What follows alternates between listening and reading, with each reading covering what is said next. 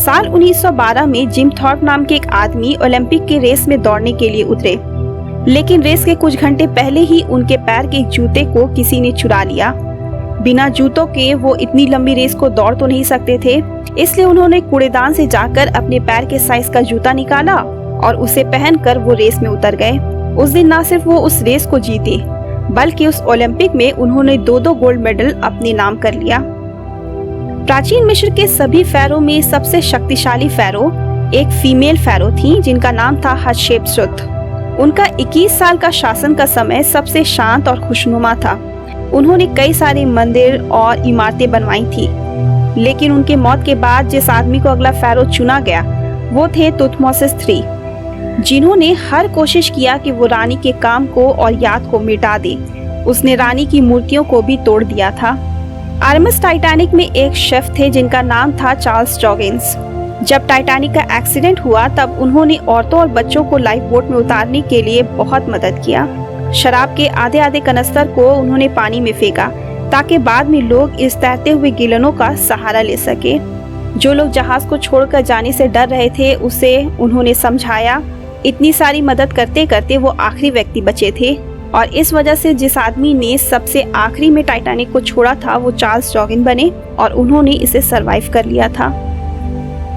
ब्लांचे Monier एक 25 साल की बहुत ही सुंदर लड़की थी। ये बात 1874 की है। उस समय फ्रांस में क्लास, स्टेटस, रुतबा सबसे जरूरी चीज था, लेकिन मोनियर को इन सब से परे एक एजेड उम्र के लॉयर से प्यार हो गया और उसने उसे शादी करने के लिए भी मना लिया। उस समय इस लॉयर का काम कुछ अच्छा चल नहीं रहा था। जब ये बात मोनियर के माँ बाप को पता चला तो वो गुस्से से तमतमा गए।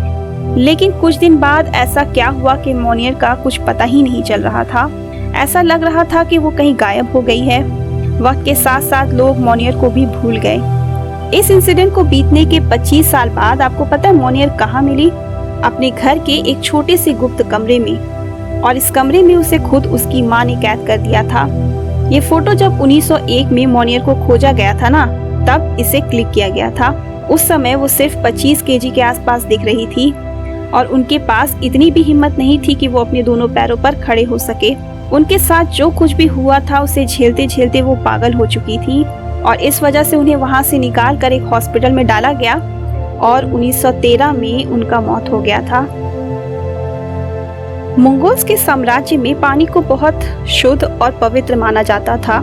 तालाब, झील, नदी या किसी तरह का भी प्राकृतिक जगह जहाँ पानी जमा होता था उसे गंदा करना या कचरा डालना साफ मना था।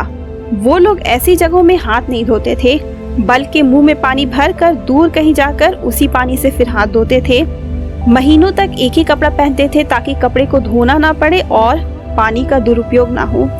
और अगर कोई इस तरह के पानी की जगह में यूरिनेट करता तो उसे मौत का सजा सुनाया जाता था।